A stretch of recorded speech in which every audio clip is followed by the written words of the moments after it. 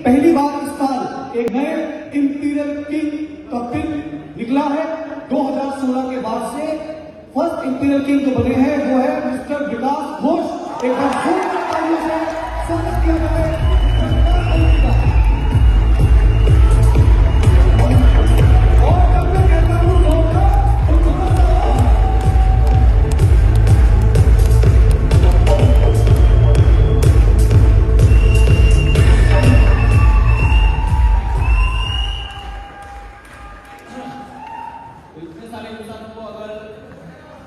इतने सारे इंसानों का प्यार में अगर दिल गदगद हो जाए तो मन से सिर्फ एक ही आवाज निकलता है, एक ही शब्द निकलता है, उसे कहते हैं शुक्रिया। तो भगवान को जो जन्म दिया, माँ बाप, company, smart value management, associate, हर एक टीम का एसोसिएट, स्मार्ट वैल्यू का हर एक एसोसिएट, सबको सिर्फ एक ही चीज बोलना है, जिनसे शुक्रिया। टाइम बहुत कम दिया गया है, 5 मिनट के अंदर। तो अपना अगर कहानी बताना चाहूँ तो एक शायरी से बताना चाहूंगा कि इस छोटी सी जिंदगी में मैंने भी बहुत से जिंदगी के ढंग देखे हैं। कभी धूप, कभी छाव, कभी बारिशों के संग देखे हैं, और कभी कभार बदलते परिस्थितियों के साथ इंसानों के बदलते रंग भी देखे हैं। एक टाइम मेरा भी था जब हम मायूस हुआ करते थे और अपने दुखों का गीत लोगों को बताया करते थे, और कभी कभार जज्बातों में आगे आंसू बहाया करते थे। फिर जिंदगी ने एक मोड़ ले लिया, हमने अपने दुखों को गीत लोगों को बताना छोड़ दिया। अभी हम सिर्फ दूसरों की जिंदगी में खुशियों के बीच बोते हैं, क्योंकि महान वही होते हैं जो इस जिंदगी में दूसरों के लिए जी लेते हैं। नंबर 1 में हमने देखा है, हम जानते हैं, कितना प्रेजेंटेशन दिखाया जाए ना भी जाए। मैंने 10 साल में एक चीज देखा है, बहुत सारे कंपनियों को देखा है, बहुत सारे कंपनी का प्लान शो देखा है, लेकिन मैं दिल से एक बात करना चाहूंगा। मैं जो देखा हमने स्मार्ट वैल्यू का ज्यादातर एसोसिएट, अगर परसेंटेज वाइज देखा जाए, ज्यादातर एसोसिएट दूसरे कंपनी वालों से थोड़ा अलग है, क्योंकि स्मार्ट वैल्यू में हम लोग स्मार्ट वैल्यू के साथ इमोशनली कनेक्टेड होते हैं। और मैंने भी बहुत सारे प्लान शो देखे जहां पे बहुत कोई आके बोलते हैं हम लोगों का कंपनी नंबर 1 है, हम लोगों का कंपनी का टर्नओवर ये है। मैं सिर्फ एक ही बात कहना चाहूंगा, मेरा दिल का बात है, स्मार्ट वैल्यू इसलिए मत करना। स्मार्ट वैल्यू में इसलिए नहीं करता हूं क्योंकि स्मार्ट वैल्यू नंबर 1 है, स्मार्ट वैल्यू में इसलिए करता हूं क्योंकि स्मार्ट वैल्यू मेरे लिए नंबर 1 है। हम अपनी मम्मी को इसलिए प्यार नहीं करते क्योंकि वो दुनिया भर में सबसे नंबर 1 रैंकिंग में आता है। हम अपनी मम्मी को इसलिए प्यार करते हैं क्योंकि उन्होंने मुझे बनाया है। स्मार्ट वैल्यू हमको बनाया है। अगर मेरे को स्मार्ट वैल्यू समझ में आया है तो स्मार्ट वैल्यू की वजह से समझ में, अगर कुछ बोल तो पाते हैं तो स्मार्ट वैल्यू की वजह से बोल पाते हैं। गद्दारी कभी करना नहीं है, क्योंकि इस दुनिया में किसी भी जंग पर आपको जीतना है तो एक ही चीज से जीतना होगा, वो है धर्म का रास्ता। एक दफा एक मैसेज जो हर एक इंसान के लिए जरूरत है। एक दफा महाभारत के युद्ध में कर्ण के साथ कृष्ण का संवाद हुआ। वहां पे कर्ण जब रोते हुए कृष्ण को बोलता है कि क्यों आज मुझे दंडित किया जा रहा है, तब कृष्ण बोलता है कि तुमने अधर्म किया कर्ण, इतना समर्थ होते हुए भी तुमने अधर्म किया है। तब कर्ण कृष्ण से बोलता है कि मेरी मम्मी ने मुझे उसी वक्त छोड़ दिया जब मैं पैदा हुआ। इसमें मेरी क्या गलती थी कि मैं एक नाजायज बच्चे के रूप में पैदा हुआ था। मुझे शिक्षा नहीं मिली क्योंकि मैं शूद्र के घर में पैदा हुआ। मुझे कभी शिक्षा नहीं दिया गया, समाज में ठुकराया, अपमान किया। गुरु द्रोण ने मुझे शिक्षा नहीं दी क्योंकि मैं क्षत्रिय नहीं था। मुझे शिक्षा लेने के लिए झूठ का सहारा लेना पड़ा, लेकिन वहां पे मुझे विशाल लेवल का विश्वास मिला परशुराम से। आप बताओ राधा, इसमें मेरी क्या गलती थी? मेरी माँ ने भी मुझे उसी सलाह के सच बताया जब उन्हें बाकी बच्चों को बचाना था, मुझे नहीं बचाना था। आज मुझे जो कुछ भी मिला सिर्फ दुर्योधन के कारण मिला। अगर मैं दुर्योधन के साथ हूं तो मैं कहां गलत हूं, मैं कहां अधर्मी हूं? तो भगवान कृष्ण उसको बताता है जिंदगी किसी का गुलाबों के फूलों से सजा नहीं होता, हर किसी के जिंदगी में चुनौतियां होती है। मैंने कारागार में पैदा हुआ, कारागार में पैदा होने से पहले मुझे मारने की कोशिश किया गया। मैंने भी अपने माँ बाप को छोड़ना पड़ा।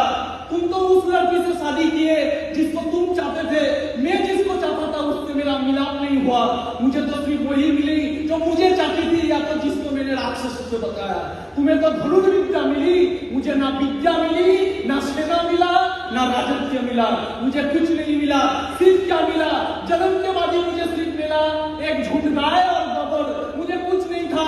आज अगर कौरव जीतते हैं तो कर्ण तुम्हें श्रेय मिलेगा, तांडव जीतता है, सिर्फ मिलेगा युद्ध, सिर्फ मिलेगा लांछन, सिर्फ मिलेगा अपमान और सिर्फ मिलेगा अभिशाप। किसी का जिंदगी गुलाबों से फूलों से जैसा नहीं होता, हर किसी के जिंदगी में चुनौतियां होती है। युधिष्ठिर के जिंदगी में भी चुनौतियां था, दुर्योधन के जिंदगी में भी चुनौतियां थे, सबके जिंदगी में चुनौतियां होती है। लेकिन इससे कुछ फर्क नहीं पड़ता आपके साथ कितने अनुचितताएं हुई, कितना अपमान हुए, कितना बार वंचित किए गए, इससे कुछ फर्क नहीं पड़ता। फर्क चीज एक ही चीज से पड़ता है, आपने क्या किया। आप सही थे, आप सही थे नहीं, आपने धर्म का साथ दिया कि नहीं। जो धर्म के साथ रहेगा वही एंड तक जीतेगा। ये जीवन एक कुरुक्षेत्र है, एक जीवन एक कुरुक्षेत्र है। युद्ध में जो सच्चा रहेगा, आपके साथ आपके सीनियर ने क्या किया, कुछ फर्क नहीं पड़ता। आपका बिजनेस में कितना दिन हुआ, कुछ फर्क नहीं पड़ता। आपको सम्मान मिला कि नहीं, कुछ फर्क नहीं पड़ता। पहला साल, दूसरा साल, तीसरा साल, चौथा साल, पांचवा साल, हम लोगों ने सिर्फ रिकॉग्निशन पे जाके ताली मारा, पिन नहीं मिला। लेकिन सपना क्या था, सपना था समाज वालों का लीडर के देख के सपना पैदा हुआ कि एक अलग जिंदगी है, हम जहां पे खड़े होंगे बाकी लीडर एक तरफ, हम एक तरफ, ऐसा एक सपना था। लेकिन दिन गुजरता गया, साल गुजरते गए, तब अंदर से टूटते गए। तब एक समय आया भगवान से बात किया कि शायद मुझे वो जिंदगी नहीं मिलेगा, शायद मुझे वो पहचान नहीं मिलेगा, शायद मुझे कोई पहचानेगा नहीं, शायद मैं कभी प्राउड बनी नहीं पाऊंगा। तब दिल से ही आवाज आया कि कोई कुछ नहीं चाहिए, कोई मुझे पहचाने ना पहचाने, मैं करोड़पति बनूं ना बनूं, स्मार्ट वैली में खो जाओ, कुछ फर्क नहीं पड़ता, पीछे बैठूंगा लेकिन दिल से एक चीज जानूंगा कि स्मार्ट वैली में अगर सच्चा दिल वाला कोई होए, हम दिल से जानना चाहिए। तो दिल से जानना है स्मार्ट वैली का सही से मैं हूं। क्यों? क्योंकि स्मार्ट वैली में जिसको गाड़ी मिला वो स्मार्ट वैली करेगा, वो यहाँ पे आके जय जयकार करेगा, एक मामूली बात है। स्मार्ट वैली में जिसका फ्लैट हो गया है वो यहाँ पे आके जय जयकार करेगा, वो मामूली बात है। स्मार्ट वैली में 5 साल में करोड़पति यहाँ पे आके जय जयकार करेगा, वो मामूली बात है। 5 साल में कुछ नहीं मिलेगा, फिर भी वहां पे बैठ के दिल से बोलूंगा, मरते दम तक स्मार्ट वैली करना है।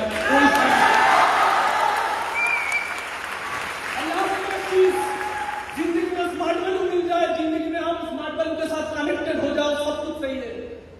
मैं स्मार्ट वैल्यू इसलिए नहीं करता क्योंकि मैं स्मार्ट वैल्यू नंबर 1 लिस्ट में है। मैं स्मार्ट वैल्यू इसलिए करता हूं क्योंकि स्मार्ट वैल्यू मेरे लिए नंबर 1 है। कोई आके मुझे अपने इशू दिखाता है और बोलता है स्मार्ट वैल्यू से बड़ा कंपनी हम लोगों का है। हो सकता है भाई, वो तेरे लिए बड़ा कंपनी है, मैं भी सैल्यूट करता हूं, लेकिन मेरे लिए मेरा स्मार्ट वैल्यू है। एक बार ध्यानचंद को तानाशाह ने पूछा, मैंने ट्रेनिंग में सुना था, एक बार ध्यानचंद हॉकी का मास्टर, उसको तानाशाह ने पूछा कि तुम्हारे देश ने तुम्हें क्या दिया, आज भी सूबेदार हो, हम लोगों का देश से आके खेलो, कहां से कहां पहुंचा दूंगा।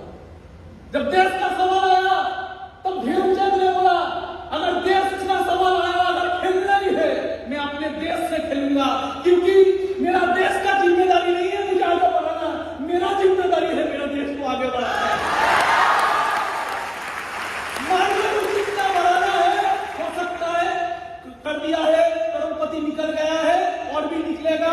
स्मार्ट वैल्यू का काम नहीं है मुझे आगे बढ़ाना, मेरा काम है ऑल ओवर इंडिया में स्मार्ट वैल्यू का और इस दर में एक चीज चाहिए, अर्जुन तो आपको होना होगा, धनुर्विद्या विद्या तो आपको सीखना होगा, धर्म के रास्ते पे तो आपको जाना होगा, लेकिन सब मिल गया। एक चीज अगर नहीं चुनोगे तो मर जाओगे। वो चीज है क्या? एक इंसान जो आपसे भी ऊपर है। इस दुनिया में इतिहास बोलता है एक इंसान होना चाहिए जो आपसे भी ऊपर है। एक बार माता लक्ष्मी ने नारायण से पूछा, भगवान आपके दिल के आधे भाग में शंकर जी है और आधे भाग में मैं हूं। तो तब नारायण बोलता है, कि मेरे हृदय के आधे भाग में शंकर जी है और आधे भाग में आप भी हो। तब माता लक्ष्मी कहते हैं, मैं भी हूं, इसका मतलब और कोई है? बोला, हाँ। कौन? मेरा भक्त। मेरा भक्त, एक तरफ मेरा गुरु, एक तरफ मेरा भक्त, एक तरफ मेरा भक्त के साथ मेरा फैमिली और देवी लक्ष्मी। आप स्मार्ट वैल्यू में भी खो मत जाना। दिल के एक अंदर में रखना अपने गुरु को और एक अंदर में रखना अपने टीम को और अपना पत्नी को, अपना प्यार को, अपने परिवार को, लेकिन एक तरफ रखना भगवान विष्णु भी रखता है, एक तरफ रखता है अपने गुरु को, एक तरफ रखता है। या तो इस मन में गुरु होगा, या तो इस मन में गुरु होगा, क्योंकि मन भटकाता है, मन उलझा हुआ है, इस मन में विवाद है, इस मन में द्वंद्व है, इस मन मायावी है। इसलिए कहते हैं इस मन में है द्वंद्व और इस मन में ही युद्ध है। इस मन में है द्वंद्व, इस मन में ही युद्ध है। युद्ध मतलब समझ रहे हैं? तो हम लोग कभी कभी फोकस हो जाते हैं, कभी कभी डिफोकस हो जाते हैं। इस मन में ही द्वंद्व है, इस मन में ही युद्ध है। और इस मन को चाहिए कौन? इस मन को चाहिए गुरु। इस मन में ही द्रोणाचार्य है, इस मन में ही कौन है? कृष्ण।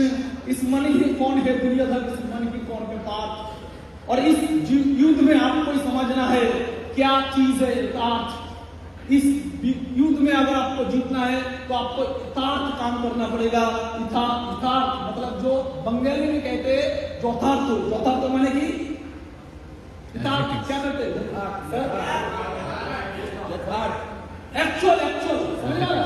एक्चुअल गुरु को पकड़ना है। अगर आप एक्चुअल गुरु को ना पकड़ पाएंगे तो आप भटके जाएंगे। एक तो गुरु चाहिए। स्मार्ट वैल्यू को फोकस में रखिए, लेकिन प्लानिंग चाहिए। बहुत कोई होता है सिर्फ मोटिवेशन पे काम करते हैं, लेकिन प्लानिंग चाहिए।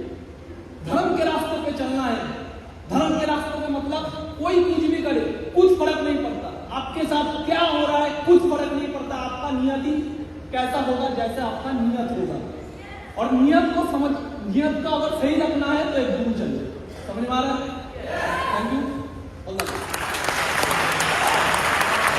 Thank you so much. एक बार जोरदार तालियां होनी चाहिए दोस्तों। और